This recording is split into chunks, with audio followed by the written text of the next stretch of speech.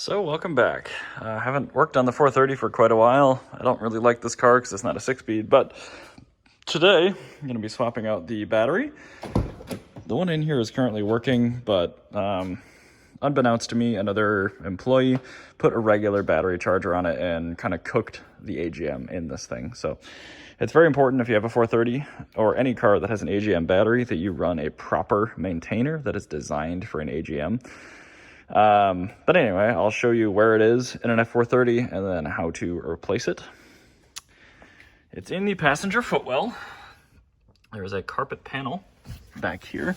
And if you pull down, you'll see two Phillips screws.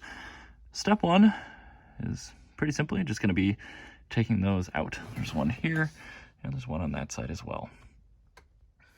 So once you take the screws, you can pivot the piece down and it pulls right out.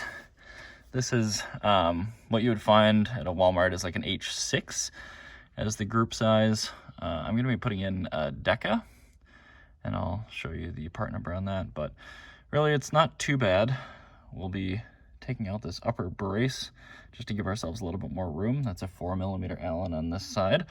Then you have two 10mm facing you on either battery post, and then two 10mm on the actual hold down bracket.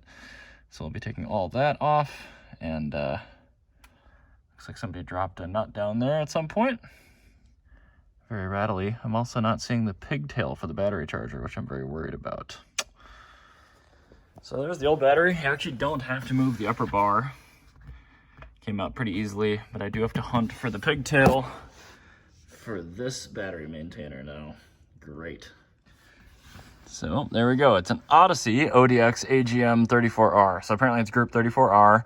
The only downside is you have to move this brace down to just the upper seam on the battery. You can't actually put it all the way up here, but it fits great. It's nice and sturdy. Everything's just actually gives you a little bit more room up top. It's a little bit shorter, but these are awesome batteries.